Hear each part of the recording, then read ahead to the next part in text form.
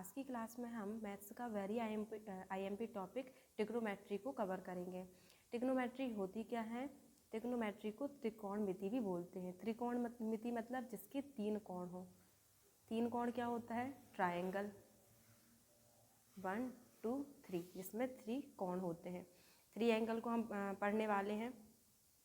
Triangle में भी बहुत टाइप्स के ट्रायंगल होते हैं। एक्यूट होता है, ऑब्ट्यूज होता है, राइट एंगल ट्रायंगल होता है। तो उसमें भी हम राइट एंगल ट्रायंगल के बारे में पढ़ेंगे। राइट एंगल ट्रायंगल क्या होता है? जिसका वन एंगल 90 डिग्री का होता है। जिसका वन एंगल क्या होता है? 90 डिग्री का होता है, उसको राइट एंगल ट्रायंगल बोलते हैं। तो ये जो एंगल 90 डिग्री का है, इस 90 डिग्री के फ्रंट में ये जो लाइन है, जो कि इस 3 साइड में सबसे ज़्यादा लार्जेस्ट लाइन है, ये सबसे बड़ी लाइन है, ये इस लाइन को क्या बोलते हैं? कर्ण बोलते हैं। इस लाइन को कर्ण बोलते हैं और इसको इंग्लिश में हाइपोटेनस भी बोलते हैं। इसका ये जो 90 डिग्री है, इसका ये जो एंगल है, इसको हम बोलते हैं बेस। ये जो साइड है वो है बेस या आधार। और ये जो है परपेंडिकुलर लाइन, इसको परपेंडिकुलर या लंब बोलते हैं, पी से डिनोट करते हैं। तो ये है आपका हाइपोटेनस, परपेंडिकुलर एंड बेस, कर्ण, लंब एंड आधार। यदि इसी में ये थीटा, ये किसके रिस्पेक्ट में है? इसके रिस्पेक्ट में है। यदि ये यहाँ पे ए है, ये बी है और ये सी है, तो यदि हमको इसका फाइंड करना है तो इसके सामने, इसके फ्रंट में जो ये रहता है वो होता है लंब, और ये जो लार्जेस्ट लाइन है आपकी, ये होता है कर्ण और ये होता है बेस।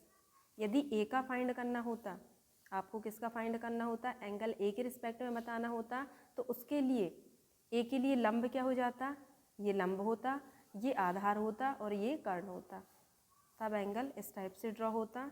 ये था आपका ए, ये 90 डिग्री पर सी था पॉइंट, और ये था आपका बी।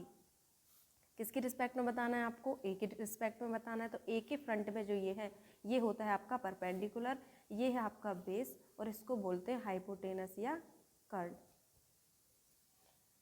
अब राइट एंगल ट्रायंगल के लिए sine theta, cos theta and ten theta की वैल्यू क्या होती है? इसकी शॉर्ट ट्रिक होती है लाल बटे कक्का, लंब बटे कर्ण, आधार बटे कर्ण, लंब बटे आधार। इसी को क्या बोलते हैं आप? ये था आपका साइन थीटा। साइन थीटा क्या था? लंब बटे कर्ण, कॉस थीटा आधार बटे कर्ण, टेन थीटा लंब बटे आधार। या perpendicular upon hypotenuse, base upon hypotenuse, perpendicular upon base. ये क्या होता है? साइन थीटा का होता है लंब बटे कर्ण, कॉस थीटा का आधार बटे कर्ण, टेन थीटा का लंब बटे आधार। या इसको लक अक ला से भी याद कर सकते हैं। लंब ये किसका है? साइन थीटा का, ये कॉस थीटा का और ये टेन थीटा का। साइन थीटा क्या होता है? लंब बटे कर्ण, कॉस थीटा आधार बटे कर्ण, टेन थीटा लंब बटे आधार होता है। इसी के अपोजिट होते हैं। साइन थीटा का अपोजिट क्या होता है? Cosec theta. साइन थीटा का अपोजिट कॉसेक थीटा होता है, या आप बोल सकते हो साइन थीटा की वैल्यू 1 अपॉन कॉसेक थीटा के इक्वल में होती है। Sine theta is equal 1 upon cosec theta, या कॉसेक थीटा इज इक्वल क्या होता है? 1 upon sine theta.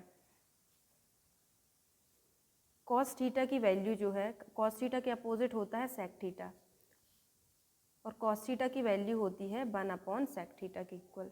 Cos theta का अपोजिट क्या होता है? Sec theta. साइन थीटा का कॉसेक थीटा, और टेन थीटा का होता है कॉट थीटा। टेन थीटा की वैल्यू 1 अपॉन कॉट थीटा के इक्वल में होती है। या आप इससे ये भी बोल सकते हो cosec theta, sorry cos theta into, ये यहाँ पे मल्टीप्लिकेशन में जाएगा, सेक थीटा, इसकी वैल्यू 1 होती है। सेम यहाँ पे टेन थीटा, कॉट थीटा की वैल्यू क्या हो जाएगी? 1 हो जाएगी। Sine theta into cosec theta, इसकी भी वैल्यू क्या हो जाएगी? आपकी 1 हो जाएगी। Sine theta cosec theta 1, cos theta sec theta 1, tan theta cot theta 1। Sine का अपोजिट कॉसेक, कॉस का अपोजिट सेक, टेन का अपोजिट क्या होता है? कॉट होता है। इसमें कुछ आइडेंटिटी भी यूज़ होती हैं। फर्स्ट क्या है आपका? Sign square theta plus cos square theta is equal 1 होता है। फर्स्ट आइडेंटिटी क्या है आपकी, sine square theta cos square plus cos square theta is equal 1 होता है। इसी को यदि हमने साइन स्क्वायर से डिवाइड किया, क्या किया, इसको साइन स्क्वायर से डिवाइड किया, तो यहाँ पे जो टेन थीटा है इसकी जो वैल्यू है वो क्या होती है, sine theta upon cos theta के इक्वल। टेन थीटा की वैल्यू क्या होती है, sine theta upon cos theta, और जो कॉट थीटा है उसकी वैल्यू होती है cos theta upon sine theta, क्योंकि कॉट थीटा क्या होता है, टेन थीटा का अपोजिट है, तो इसका अपोजिट क्या होगा, cos theta upon sine theta, तो इसका कॉट थीटा का क्या होगा, cos theta upon sine theta, और टेन थीटा का sine theta upon cos theta. तो यदि आपने इसमें साइन स्क्वायर थीटा से डिवाइड किया हुआ है इधर पे, तो ये साइन स्क्वायर थीटा, ये भी क्या हो जाएगा आपका साइन स्क्वायर थीटा, तो ये साइन स्क्वायर से साइन स्क्वायर कैंसिल, तो ये हो जाएगा 1 प्लस कॉस स्क्वायर थीटा और अपॉन साइन स्क्वायर थीटा, क्या होता है cos theta upon sine theta, cos theta upon sine theta is equal होता है कॉट थीटा, तो ये हो जाएगा आपका कॉट, यहाँ पे स्क्वायर है तो cot square theta. 1 upon sine theta क्या बताया था, 1 अपॉन साइन थीटा जो है वो किसके इक्वल में होगा, कॉसेक थीटा के इक्वल में होगा, तो इधर पे क्या हो जाएगा आपका कॉसेक स्क्वायर लगा हुआ है तो स्क्वायर थीटा। तो यहाँ पे सेकंड आइडेंटिटी क्या यूज होगी आपकी, 1 plus cot square theta is equal to cosec square theta, equation second या आइडेंटिटी सेकंड।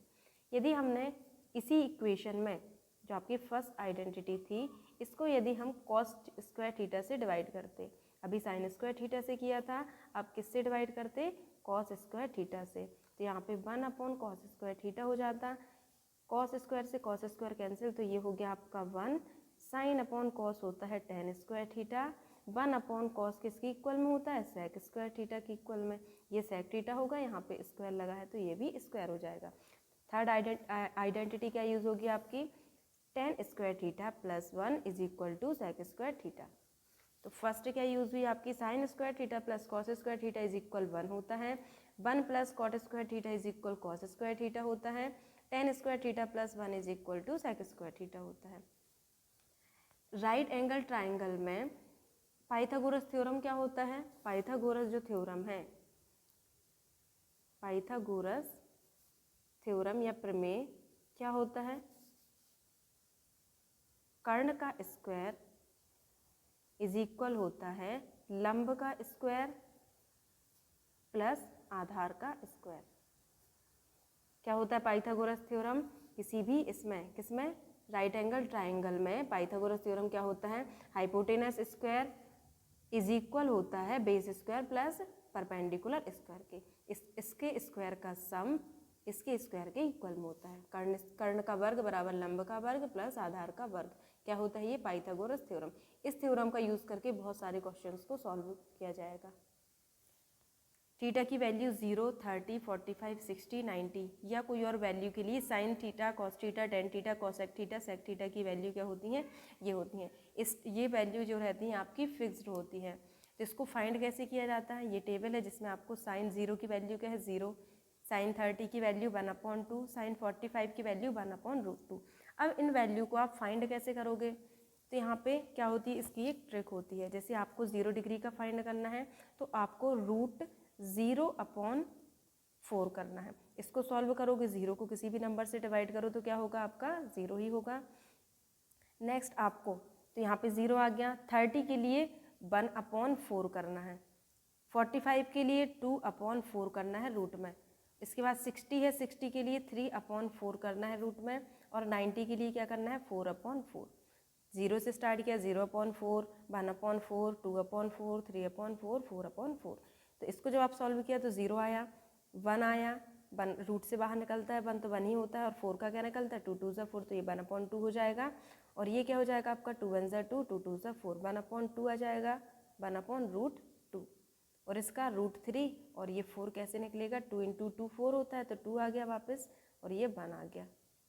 इसकी वैल्यू क्या होगी आपकी 1/2, नेक्स्ट हो जाएगी आपकी 1/√2, √3/2 60 की, और 1 किसकी हो जाएगी 90 डिग्री की। अब आपको कॉस थीटा की वैल्यू फाइंड करनी है, तो कॉस थीटा के लिए क्या करते हैं, जस्ट इसके अपोजिट से नोट कर देते हैं। जो 90 डिग्री की होगी वो किसकी होगी 0 की, तो इसको यहाँ पर, इसको यहाँ पर, ये आपका ये, इसको यहाँ पर, इसको यहाँ पे, पीछे से नोट कर देते हैं स्टार्टिंग से इसका।